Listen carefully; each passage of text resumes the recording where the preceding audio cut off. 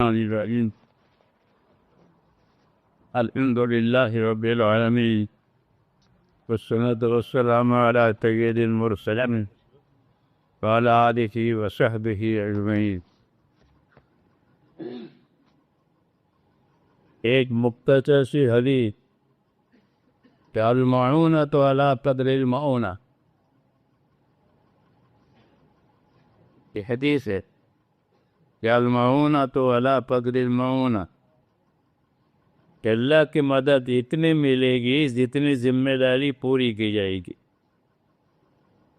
کہ اس کا مطلب ہے کہ اللہ کے یہاں سے مدد تو برحق ہے، مدد ہوگی، لیکن اپنی ذمہ داریاں پوری کرنی پڑی، کیونکہ ہم کو ذمہ داریوں کے پورا کرنے کے لیے پیدا کیا. باقی تمام مخلوق کو خدمت کے لیے پیدا کیا، لیکن انسانوں کو، جناتوں کو ذمہ داری کے لیے پیدا کیا. ان سے حساب کتاب ہوگا، باقی مخلوق سے حساب کتاب نہیں ہے. سنفرغ لکم ایھا الثقلان، یہ دو کہ ان قریب تم دونوں کے لیے اللہ کہتے ہیں میں ابھی انپاری تمہارے لیے فارغ ہو رہا ہوں، کہنے حساب کتاب کے لیے. تو یہ دو ذمہ دار ہیں، جنات اور انسانی. جنات پہلے پیدا ہوئے ہیں روئے زمین پر، بعد میں انسانوں کا وجود آیا ہے. پہلے جن تھے، جن زمین پر، پھر آدم علیہ السلام کے ذریعے سے انسانوں کا وجود آیا. اور ان دونوں پر مسئلہ ہے کہ ان دونوں سے حساب کتاب ہے، ان دونوں سے پوچھ تاچھ ہے، ان دونوں کے لیے انعام اکرام ہے، ان دونوں کے لیے عذاب بھی ہے.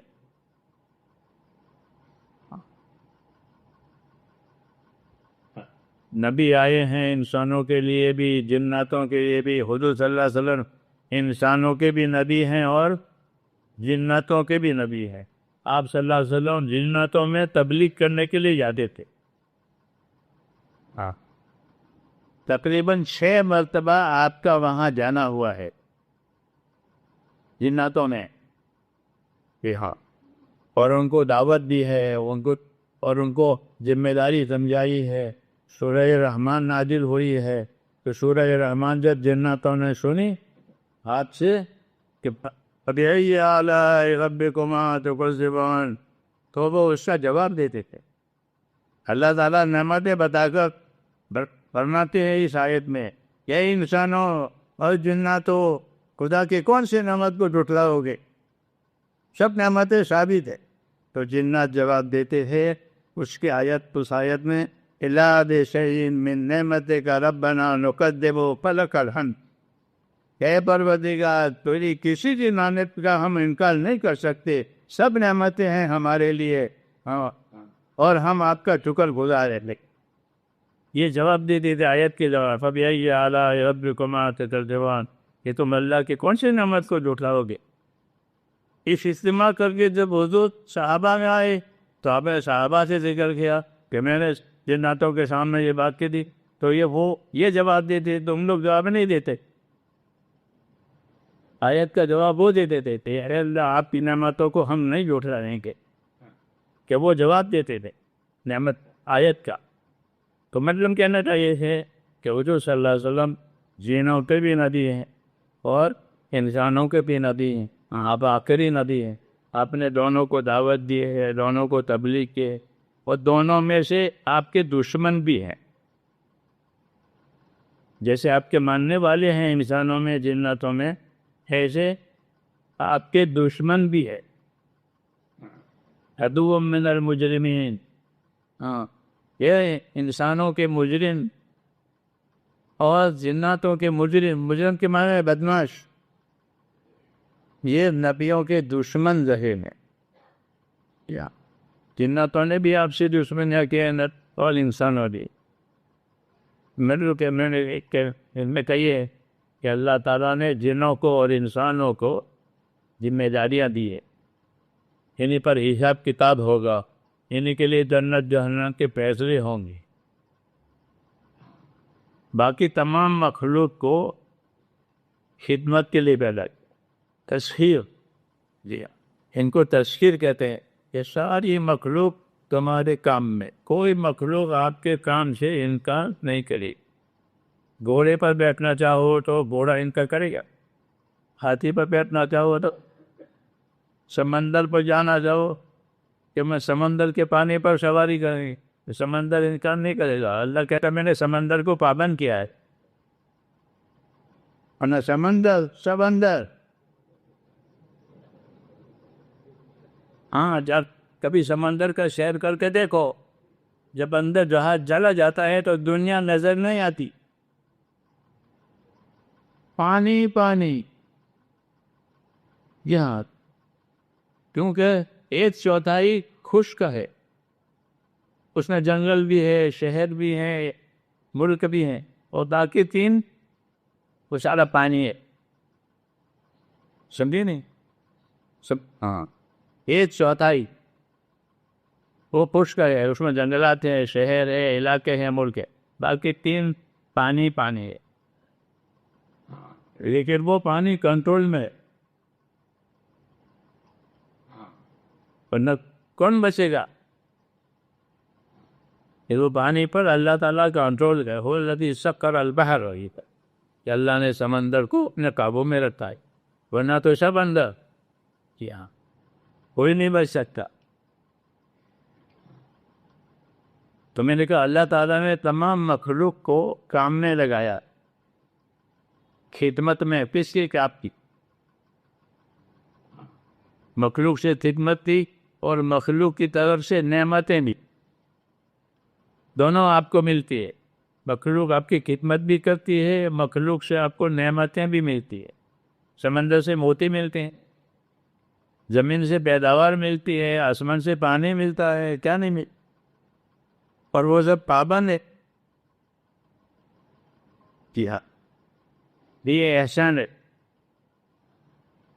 تفسیر سعدی رحمۃ اللہ علیہ فرماتے ہیں کہ ساری مخلوق کو تیرے لیے پابند کیا ہے، آسمان ہو، زمین ہو، اس لیے کہ تو روٹی کما کے کھا رہے، بس یہ اس کے لیے نہیں ہے کہ تو روٹی کمائے اور کھائے، بلکہ تو سو تیری ذمہ داریوں پر پیدا کیا ہے، اور باقیوں کو تیری خدمت کے لیے بنا۔ اتنی اگر یہ اپنی ذمہ داری پر رہے گا تو ساری مخلوق اس کے ساتھ، ہاں، ساری مخلوق سے یہ فائدہ اٹھائے گا، اور اگر یہ ذمہ داری بنے رہے گا تو پھر ساری مخلوق اس سے خلاف ہو جائے گی، آسمان اس سے خلاف، زمین اس سے خلاف، ہوا اس سے خلاف، یہاں کر کے ان کے دل اس سے خلاف ہو جائیں گے، یہ آپس میں دشمنی ہو جائے گی، یہ لڑائیں گے، ان کو اللہ لڑا دے گا۔ یہ عذاب کی ایک شکل ہے، آسمانی عذاب بھی ہوتا ہے، زمین سے بھی عذاب ہوتا ہے، زلزلے، اور تیسرا عذاب ان کو آپس میں لڑا دے، ان کو آپس میں ایک دوسرے کے دشمن بنا دے اللہ تعالیٰ، پھر وہ ایک دوسرے کو ختم کرے، نہ آسمان سے بلا ہے، نہ زمین سے بلا ہے، 3 عذاب۔ یہ جب یہ انسان اپنی ذمہ داری چھوڑ دے، اس لیے نبی پیش کر کے ذمہ داریاں بتائی ہے کہ اپنی ذمہ داری پر رہو۔ حضور صلی اللہ علیہ وسلم نے مدینے والوں کو یہی سبق دیا، پہلا سبق، کہ من اصلح ما بینہ و بین اللہ اصلح اللہ ما بینہ و بین خلقہ، کہ جو لوگ اپنا اور خدا کا معاملہ صحیح کر لیں گے تو اللہ ان کا اور مخلوق والا معاملہ صحیح کر لے گا، سارے حالات صحیح ہو جائیں گے، کیوں؟ کہ اللہ سے معاملہ صحیح ہو گیا۔ یہ دعوت ہے، یہ دعوت ہے کہ اللہ سے معاملہ صحیح کرو۔ کہ اللہ سے معاملہ صحیح کرنے کی کیا شکل ہے؟ کہ اللہ نے تم کو جس مقصد کے لیے پیدا کیا ہے اس پر قائم رہو، نبی اسی کی دعوت لے کر آتے ہیں، اسی کی تعلیم دیتے ہیں،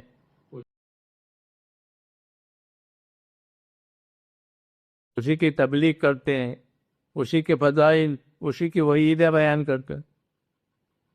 یہ نہیں کرو گے تو پھر یہ ہوگا، یہ نہیں کرو گے تو یہ ہوگا۔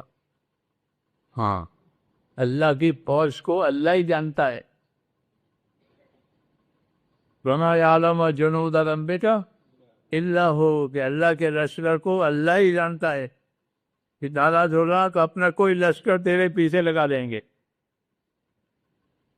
ہاں،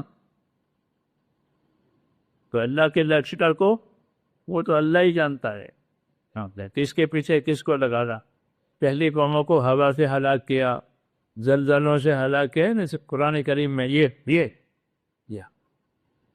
زمین میں زلزلہ آیا، پری چیخ ماری، تو ہلاک ہو گئے۔ پانی چڑھا دیا، ہلاک ہو گئے۔ کیا تو اللہ کے پاس تو بڑی فوج ہے۔ وَمَا يَعْلَمُ جُنُودَ رَبِّكَ إِلَّا هُوَ، اللہ کی فوج کو تو اللہ ہی جانتا ہے۔ جی ہاں، اس لیے حکم ہے کہ اللہ سے ڈرا کرو، اللہ سے فَاتَّقُوا اللَّهَ ایک حکم، وَأَطِیعُونِ دوسرا حکم۔ یہ دو حکم ہے کہ اللہ سے ڈرو یعنی نافرمانی سے بچو، دوسرا حکم وَأَطِیعُونِ اور اللہ کے اطاعت و تابعداری کرو۔ یہ دو حکم ہے کہ نافرمانی سے بچا کرو، اطاعت اور عبادت کے جو حکم ہیں وہ پورے کیا کرو۔ فَاتَّقُوا اللَّهَ وَأَطِیعُونِ، نبیوں کے دعوت میں یہ چیزیں ہو کہ اللہ سے ڈرو یعنی نافرمانی سے بچو، وَأَطِیعُونِ اور نبی کہتا ہے کہ جو باتیں میں لے کر آیا ہوں اس میں آپ میری بات مانو اور میری تابعداری کرو۔ یہ دعوت ہے اور یہی ہمارا سبق ہے کہ اللہ کے نافرمانی سے بچنا اور اس کی اطاعت و عبادت کی جو ذمہ داری ہے وہ ہم سے پوری ہو جاتی۔ ہاں، پھر اللہ کا معاملہ صرف قانون کا نہیں ہے۔ ایک تو قانون ہوتا ہے حکومتوں کے، تو قانون جو ہوتے ہیں وہ انعام اکرام کے لیے نہیں ہوتے کہ جو قانون پر عمل کرے گا تو اس کو انعام ملے گا، ایسا ہے کہ جو ٹکٹ لے کر گاڑی میں بیٹھے گا اس کو انعام ملے گا، اور جو بھی ٹکٹ کے بیٹھے گا اس کی پکڑ ہوگی، ایسا ہے کیا؟ کہ حکومتوں کے قانون صرف پکڑ کے لیے ہوتے، انعام اکرام کے لیے نہیں ہوتے۔ قانون میں اور حکم میں یہ فرق ہے، اور اللہ ہم کو جو حکم دے گا وہ اس میں انعام ملے گا کہ ہم نے نماز پڑھی تو پھر نماز پڑھنے کا یہ انعام ہے نا، کہ اسلام میں نماز پڑھنے کا قانون ہے۔ ہاں، کہ نماز کون چھوڑے گا؟ کہ مشرک، مسلمان نماز نہیں چھوڑے گا۔ حضرت عمر کو جو زخمی کیے اور بے ہوش ہو گئے تو اس کو بے ہوشی میں نماز پڑھوائی، تو نماز پڑھ کے انہوں نے نماز کی تبلیغ کی، نماز نہیں پڑھی اس کی ہوشی میں اور تبلیغ کی۔ ہاں، یہ حضرات ایسے تھے، عمل کر کے تبلیغ کر۔ کیا تبلیغ؟ کہ انہوں نے نماز پڑھ کر کے یہ کہا کہ لا حظ بالاسلام لمن ترک الصلاۃ، کہ اسلام میں اس آدمی کا کوئی حصہ نہیں ہے جو نماز نہ پڑھے۔ یہ کہہ کے پھر بے ہوش ہو گئے۔ تبلیغ کیا تو کیوں؟ کہ ہم اللہ کے حکموں میں انعام بھی ہے، خالی قانون نہیں ہے، اس لیے ہم کو امیدوار بنایا ہے کہ اللہ سے امیدوار رہو۔ ابشروا وعملوا ما یسرکم، بتا رہے تھے سنو، اور اللہ سے امیدوار رہو ایسے حالات کے کہ اللہ ایسے حالات لانے گا کہ تم کو خوش کر دے گا۔ ہاں، یہ کہا کیوں؟ کہ اللہ کے حکم نارے قانون نہیں ہے کہ خالی پکڑ ہو جا رہے مخالفت کر اور عمل کرے تو کچھ نہیں، کہ نہیں عمل کرے تو بھی عمل کرے گا تو اللہ تعالیٰ اس کو اس کے اخلاص کے بغیر، اس اخلاص کے بقدر اور اس کے اتباع کے بقدر انعام دے گا. جتنا اخلاص ہوگا اتنا انعام ہوگا، جتنا اتباع ہوگا صحیح اتنا انعام ہوگا. یہاں یہ اللہ کی عادت ہے کہ اللہ نے اپنے احکام انعامات دینے کے لیے کیے اور اس کو آسان بنائے، اپنے حکموں کو آسان بنایا. کہ زکوٰۃ، کتنی زکوٰۃ؟ حضور نے فرمایا ہاتو ربع عشرے کو، اپنے مال کا 40واں حصہ لاؤ. یہ 100 میں 2.5 روپے زکوٰۃ تو بھاری ہے، 2.5 ہونا چاہیے بھی نہیں ملتی. ہاں لیکن زکوٰۃ ادا ہو جائے گی 100 کی. 100 روپے کی زکوٰۃ کتنی؟ 40واں حصہ. زکوٰۃ 40واں حصہ ہے. یہ یعنی 100 میں 2.5 روپے اور 40 روپے ہے 1 روپے. یہ حصہ میں کہہ رہا ہوں، مسئلہ نہیں بتا رہا ہوں، مسئلہ الگ ہے. یہ کوئی 40 روپے دیا ہوئے ایسا نہیں. مسئلہ مفتی صاحب سے پوچھ، میں نے تو حساب بتایا کہ اللہ نے زکوٰۃ 40واں حصہ رکھی ہے. جی ہاں، باقی آپ کا 40 میں سے مثال کے بعد 1 روپیہ دیا تو باقی کے باقی آپ کے. ہاں تو حکم رکھے ہیں وہ بھاری نہیں ہے. پھر وہ 1 روپے پر بھی انعام دیں گے جو 40 میں سے 1 دیا. وَمَا أَنفَقْتُم مِّن شَيْءٍ فَهُوَ يُخْلِفُهُ، کہ جو تم خرچ کرو گے اللہ کہتے ہیں ہم اس سے بدل دیں گے. تو بدل کی 2 صورتیں ہوگی. یہ اللہ کیا بدلیں گے؟ 1 روپیہ دیں گے. 40 میں سے 1 روپیہ دے کہ نہیں، کہ ہم تمہارے مال میں برکت دیں گے اور آخرت میں بدلہ دیں گے. آخرت میں بدلہ ملے گا 1 روپے کا، اور دنیا میں کہ دنیا میں برکت ہوگی. تو برکت سے کیا ہوتا ہے کہ برکت سے مسائل اور مشاکل آسان ہو جاتے. برکت کا یہ اثر کہ تمہاری مشکلات آسان ہو جائے گی، تمہارے مسئلے ختم ہو جائیں گے، پھر کوئی مسئلہ ہی نہیں رہے گا. کیا ہو کہ برکت ہو گئی. سمجھے نہیں؟ اب برکت ایسی چیز ہے، اور برکت صرف مسلمان کو ہی ملتی ہے، دوسرے کو نہیں ملتی. اس کے ایمان کی وجہ سے کہ جب وہ ایمان کے تقاضے پر کام کرتا ہے تو وہ برکتیں ایمان کی ہے. ہاں یہ اور نہیں ملے کسی. ایمان کی وجہ سے اس کے مال میں، جان میں سب چیزوں میں برکت دیں گے. یعنی ایسے حالات لائیں گے کہ وہ آسانیاں ہو جائیں گی. ہاں اللہ کرتے ہیں ایسا. جو اللہ سے زیادہ قریب ہوتے ہیں ان کو حالات دکھاتے ہیں کہ تھوڑا کھانا تھا اور بہت لوگوں نے کھایا. ہاں تھوڑے ہتھیار تھے اور حفاظت بھی ہو گئی اور فتح بھی ہو گئی. کہ بدل نے 8 تلواریں لے کر گئے تھے اور ابو جہل 1000 آدمی لایا تھا لڑانے کے لیے. ہاں لیکن اللہ نے کامیابی دی. تھوڑے اسباب میں کامیابی دے. کیا کہ ایمان کی برکت. اس لیے جب اللہ سے معاملہ صحیح ہوگا تو اللہ تعالیٰ مسلمان کو برکت بھی دے گا، بدلہ بھی دے گا، اس کی حاجت بھی پوری کرے گا. ہاں اسے کوئی حاجت دیتا ہی تو اللہ اسی حاجت بھی پوری کرے گا جب وہ دعا مانگے گا. اس لیے کہا کہ اپنی بلائیں جو ہیں وہ اپنی دعاؤں کے ذریعے سے دور کیا کرو. کہ بلائیں آتی ہیں اور جب دعا ہوتی ہے تو وہ دعا بلا کو اترنے نہیں دیتی. اس لیے اللہ سے دعائیں مانگا کرو. یہ دعائیں تمہاری بلاؤں کو روکے گی اوپر. کیا بلا نہیں آئے گی، لیکن ہمارا معاملہ غلط ہے. ایک دعا سے بلا دور ہوتی ہے، ایک صدقے سے بلا دور ہوتی ہے. کہ صدقہ بلا دور کرتا ہے، صدقہ اللہ کے غصے کو ٹھنڈا کرتا ہے، صدقہ قبر کی ٹھنڈک ہے۔ لیکن ہمارا مال اسراف میں جاتا ہے،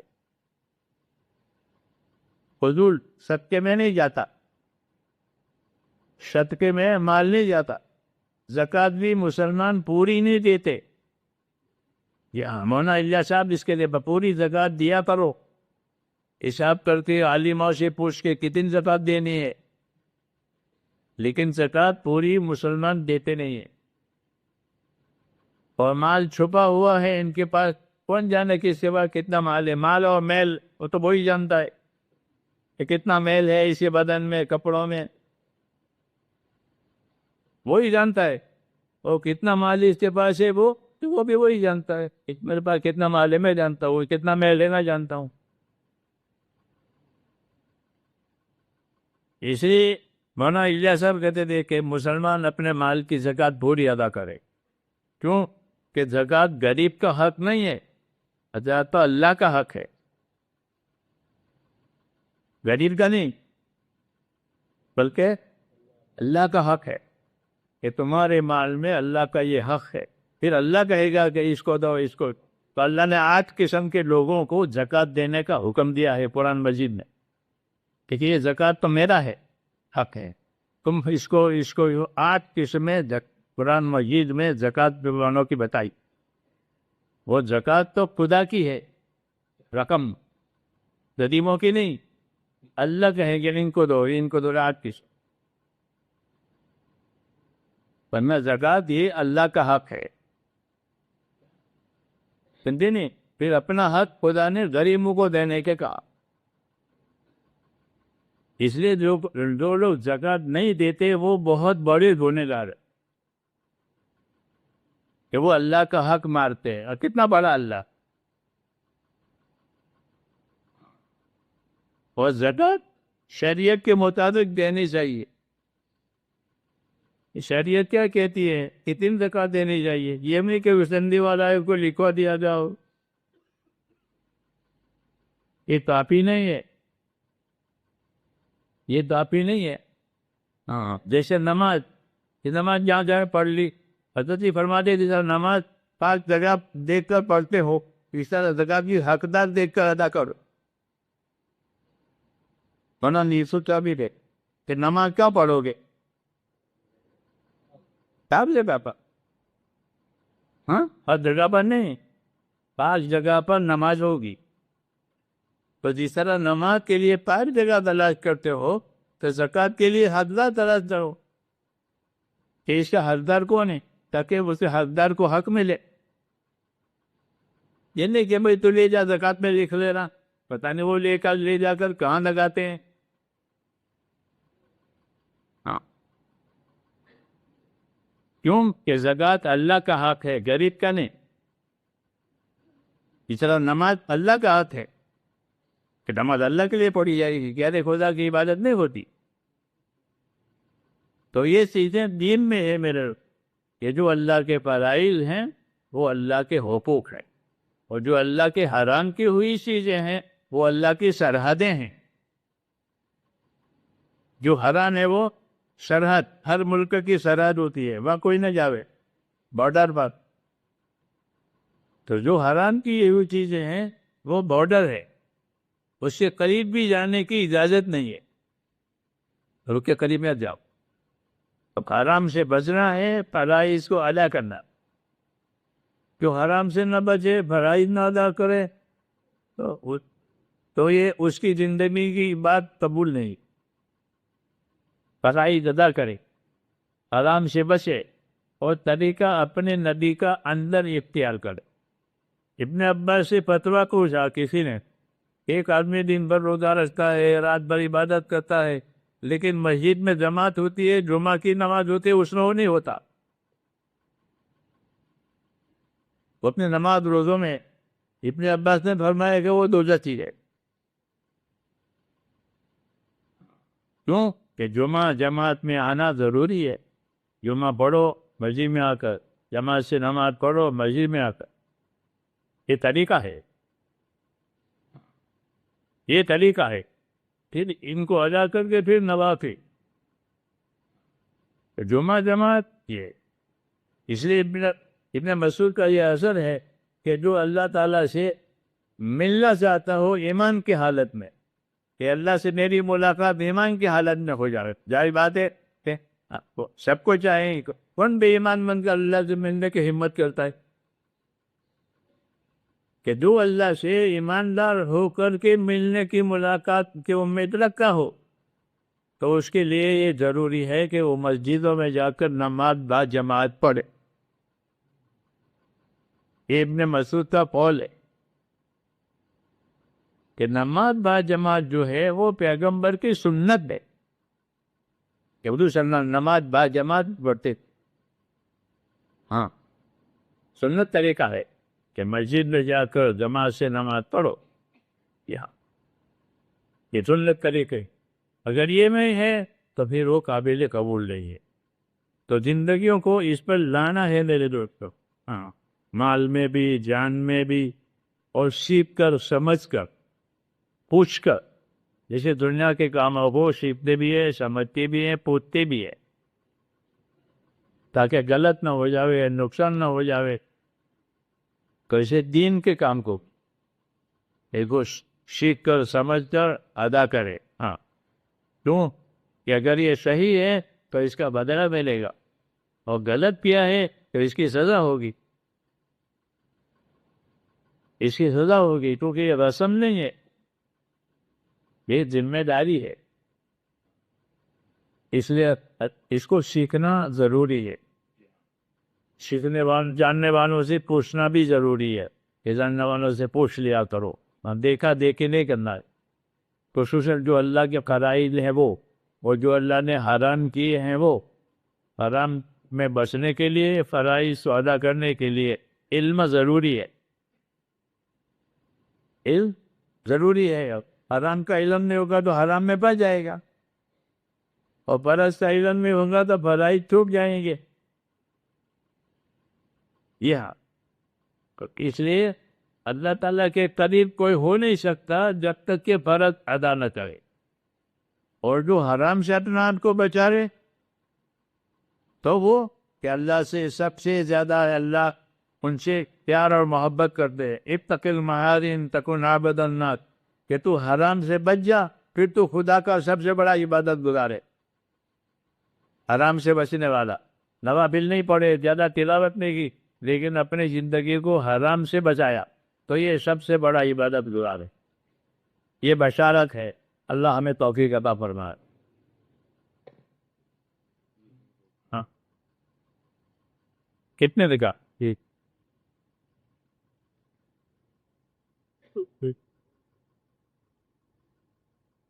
گلہاننا مسعود نے کہا جتنا سادہ ہوگا اتنی برکت ہو. کہ نکاح کو سادہ بناؤ. یہ سادہ ہے. مسجد نے گئی، نکاح پڑھا دی.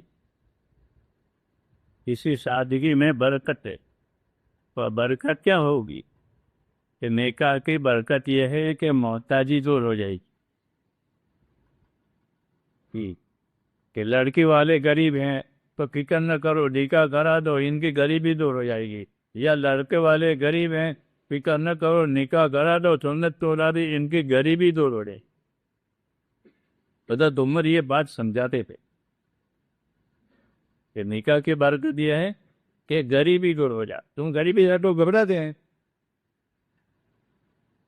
اور غریبی کی وجہ سے رشتے نہیں ہوتے. حالانکہ غریبی دور کرنے کا یہی راستہ ہے کہ نکاح کرا دو، اللہ غریبی دور کرے گا. یہ حضرت عمر کہتے تھے. کلا سیدام خودے والی کو سب پیتی اجمعین. ربنا اننا آمنا فاغفر لنا ذنوبنا وقنا عذاب النار. ربنا آتنا افضل ما تؤتي عبادك الصالحين، وآتنا افضل ما تؤتي الناس من المال والاهل والولد غير ضال ولا مضل. اللهم انك عفو تحب العفو فاعف عنا. اللهم انا نسألك رضاك والجنة، ونعوذ بك يا رب من غضبك والنار. اللهم انا نسألك من خير ما سألك منه نبيك محمد صلى الله عليه وسلم، ونعوذ بك من شر ما استعاذك منه نبيك سيدنا محمد صلی اللہ علیہ وسلم انت المستعان وعلیک البلاغ ولا حول ولا قوت الا باللہ۔ اے اللہ ہماری میرے بھائیوں دعائیں جو ہے وہ اللہ کا انعام ہے، ہماری حاجتیں بھی ہے اور دعا ہماری عبادتیں بھی ہے۔ دعا عبادت سے، دعا ماننے سے ثواب ملتا ہے، دعا ماننے سے مراد بھی ملتی، دعا سے بلائیں بھی دور ہوتی ہے، اور دعا ماننے کا حکم دے۔ دعا ماننے والوں سے اللہ راضی ہے، نہ مانگنے والوں سے ناراض ہے۔ یہ معاملہ اللہ تعالیٰ کے کرم کا ہے، وہ چاہتے ہیں کہ اللہ کے کرم سے اس کے مخلوق فائدہ اٹھائے، اس لیے مخلوق کو پیدا ہی اس لیے کیا، مخلوق کو اپنی بادشاہت قائم کرنے کے لیے نہیں پیدا کیا ہے۔ کوئی ہو نہ ہو اللہ تو بادشاہ ہے،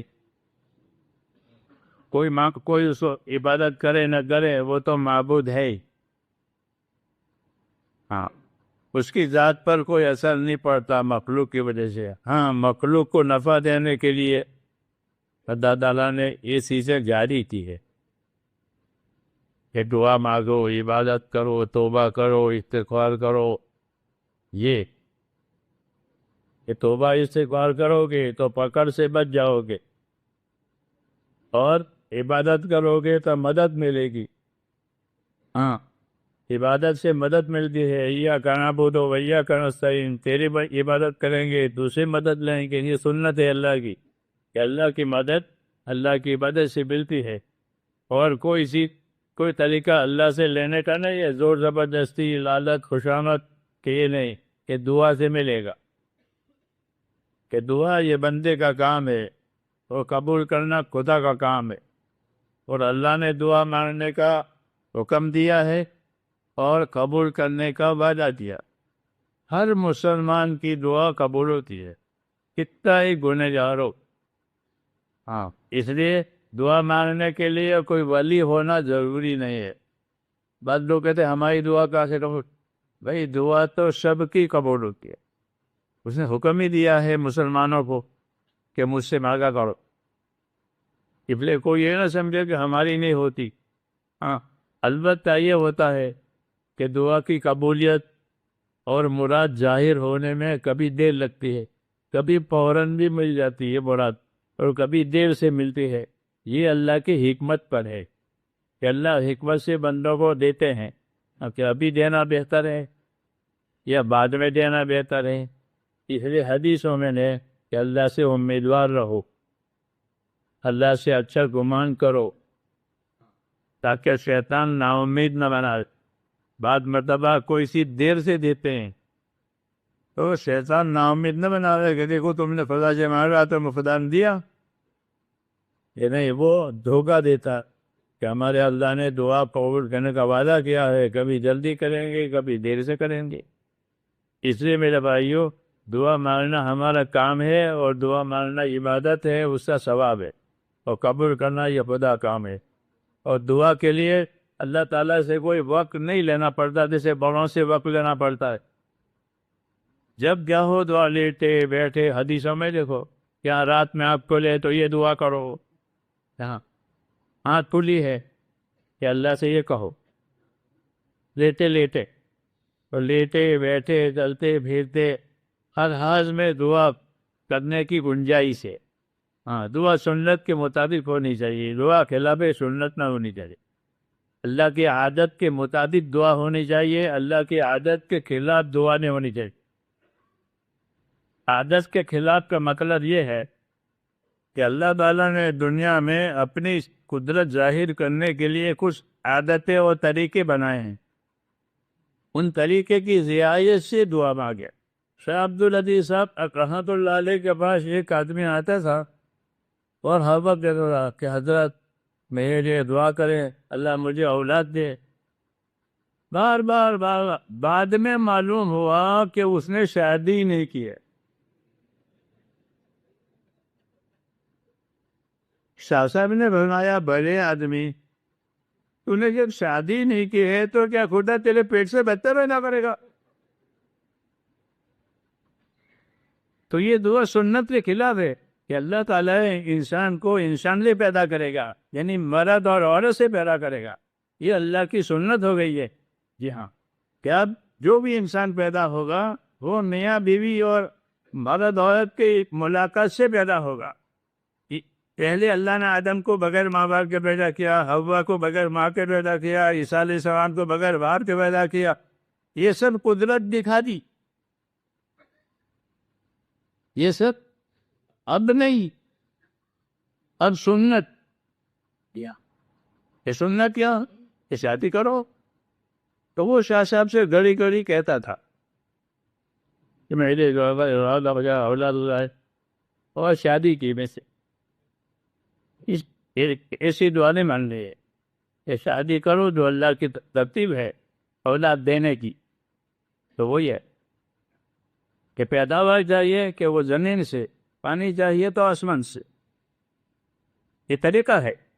آسمان سے پیداوار نہیں ہوگی، آسمان سے پانی آئے گا، زمین سے پیداوار ہوگی. یہاں یہ کہ چیز سنت کے مطابق اللہ کی ہے، اس لیے اللہ کی سنتوں کی رعایت کے ساتھ مانگے اور اللہ سے امیدوار رہے. دعا دیر سے بھی قبول ہوتی ہے، جلدی بھی قبول ہوتی ہے. کوئی نا امید نہ بنے، اس لیے کہ دعا محفوظ بھی ہوتی ہے، مقبول بھی ہوتی ہے. دونوں باتیں ہیں. جن دعاؤں کا نتیجہ ابھی نہیں دیا ہے وہ محفوظ ہے، اس کو ردی میں نہیں ڈالا ہے. یہ ڈال لوگ کہ نہیں وہ محفوظ ہے، کہ جب اس کا وقت آئے گا تو اس وقت دیں گے، یا نہیں دیا تو آخرت میں دیں گے. اس کو یاد دلا کر کے کہ تم نے پہلا وقت میں دعا مانگی تھی کہ ہاں ہم نے نہیں دی وہ یہ لے. تو حدیثوں میں ہے کہ وہ کہے گا کہ ساری دعائیں یہاں مجھے ملتی تو کتنا اچھا ہوتا. وہ خود کہے کیونکہ یہاں ہمیشہ کے لیے ملے گی. تو یہ سب چیزیں اللہ تعالیٰ کی سنتیں ہیں، اور نبی صلی اللہ علیہ وسلم نے اللہ تعالیٰ کی یہ سنتیں ہم کو سمجھائی ہے حدیثوں میں، ورنہ کون سمجھا سکتا ہے. ہاں، تاکہ کوئی بھی نا امید نہ بنے، اپنے گناہوں کی وجہ سے بھی نا امید نہ بنے کہ میں تو بہت گنہگار ہوں، میرا کیا ہوگا. کہ نہیں، تیرے سارے گناہ معاف ہو جائیں گے، سارے گناہ معاف ہو جائیں گے. بس مسلمان ہونا ضروری ہے، کافر کے لیے نہیں ہے. کافر کے لیے مغفرت نہیں ہے، مسلمان کے لیے مغفرت جائے کتنا گنہگار. یہاں اس لیے کوئی نا امید نہ بنے اور کوئی دھوکہ بھی نہ کھاوے یہاں، بلکہ اپنے آپ کو پابند کرے سنتوں کا، شریعتوں کا، اور اللہ تعالیٰ سے مانگے. جی ہاں، دعا مانگنے کا اصل طریقہ تو یہی ہے کہ اللہ کی تعریف کی جائے، حضور صلی اللہ علیہ وسلم پر درود پڑھا جائے یہاں، اور پھر مسلمانوں کے لیے مغفرت کی دعا مانگے، پھر اپنے مراد مانگے. شیخ فضائل میں لکھا ہے. ہاں، تو اصل یہ ہے. لیکن کوئی ایسا نہ کرے، ایسے اپنے لیے مانگے ان چیزوں کے بغیر تو بھی کوئی حرج نہیں، وہ بھی صحیح ہے. صحیح طریقہ ہے یہ، اور گنجائش سب چیزوں کے ہے کہ مانگو اللہ سے، تو اللہ تمہیں دیں گے. درود شریف پڑھو.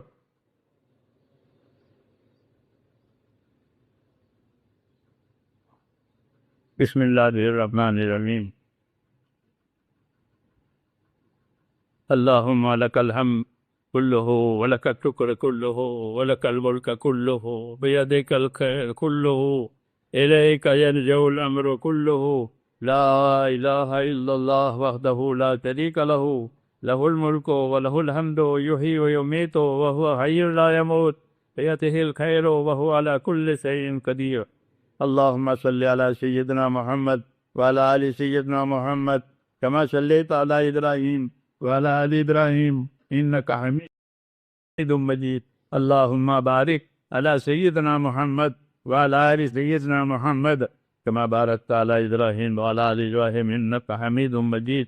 اللهم زدنا نبينا محمدا صلى الله عليه وسلم بما هو أهله وجه الأنبياء كلهم خيرا وسلام على المرسلين والحمد لله رب العالمين.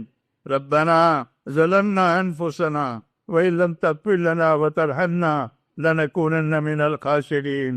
ربنا ظلمنا أنفسنا وإن لم تغفر لنا وترحمنا لنكونن من الخاسرين ربنا إننا آمنا فاغفر لنا ذنوبنا وقنا عذاب النار اللهم اغفر لي ولوالدي واغفر يا رب لجميع المؤمنين والمؤمنات والمسلمين والمسلمات الأحياء منهم والأموات ولإخواننا الذين سبقونا بالإيمان ولا تجعل في قلوبنا غلا للذين آمنوا ربنا إنك رؤوف رحيم ربنا اللهم اهدنا الصراط المستقيم اللهم اهدنا الصراط المستقيم اللهم اهدنا الصراط المستقيم صراط الذين أنعمت عليهم من النبيين والصديقين والشهداء والصالحين وحسن أولئك رفيقا ربنا وفقنا لما تحب وترضى من القول والعمل والفعل والنية والهدى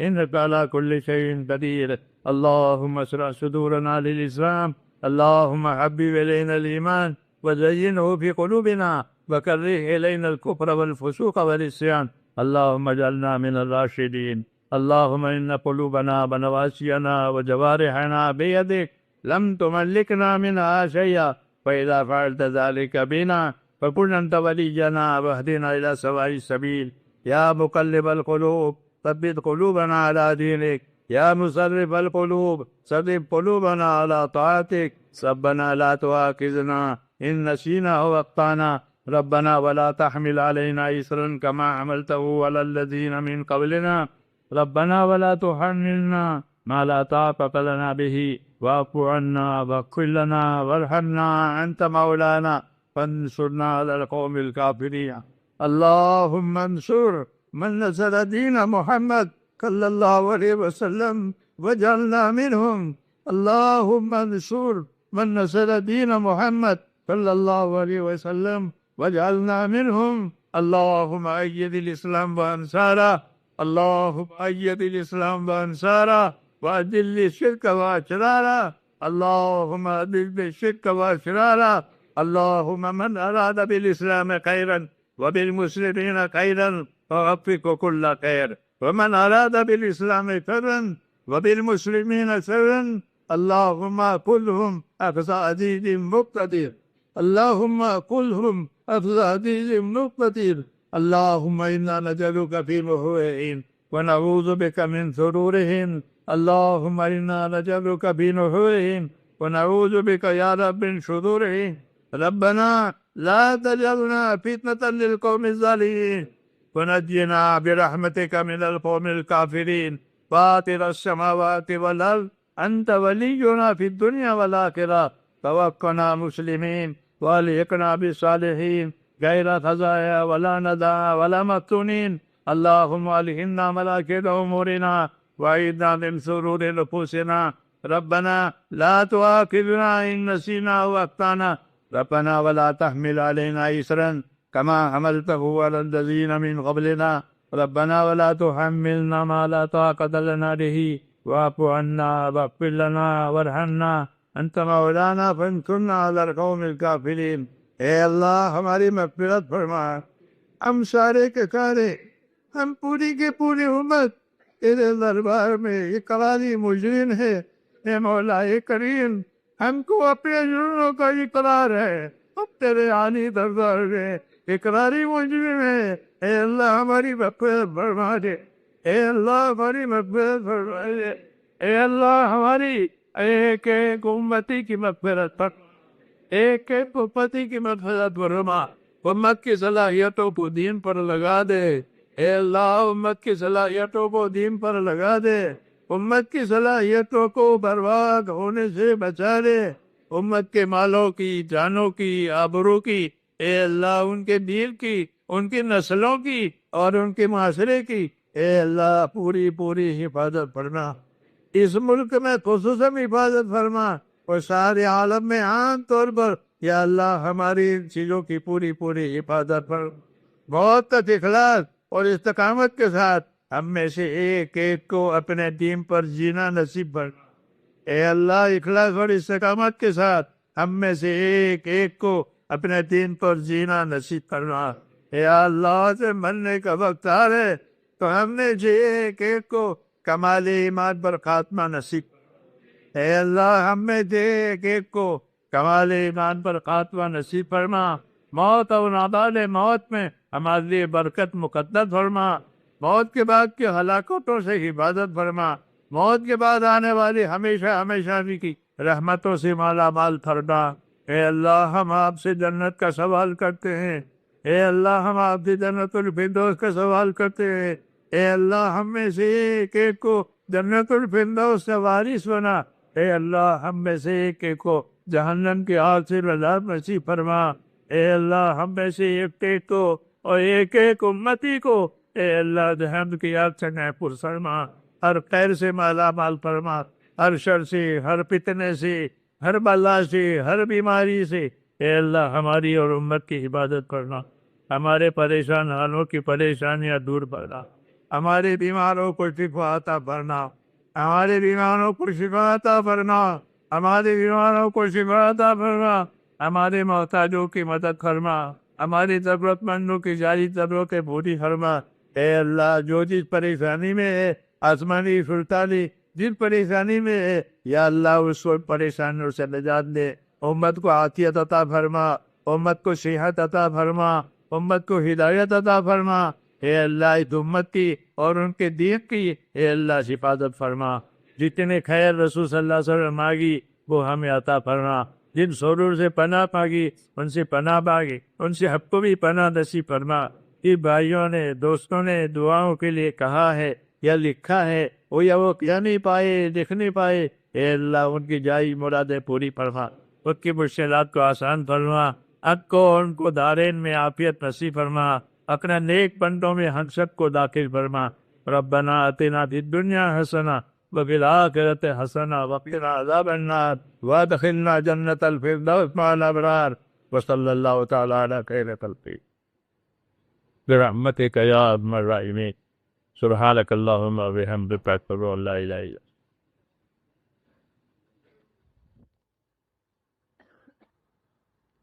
مجمع کی مغفرت فرما، اے اللہ اس مجمع کی مغفرت فرما اور پوری امت کی پوری مغفرت فرما، اے اللہ جو آپ کی توفیق سے نیک کام وجود میں آئے ہیں یا اللہ اس کو قبول فرما، جو کمی کوتاہی ہو گئی ہے اے اللہ اس کو معاف فرما دے، اے اللہ اس کو معاف فرما دے، اس نکاح میں برکت عطا فرما، اے اللہ زوجین میں الفت و محبت عطا فرما، ان خاندانوں میں برکت عطا فرما، نیک اور پاک صالح اولاد کے وجود میں آنے کا ذریعہ فرما، ہر فتنے سے محفوظ فرما۔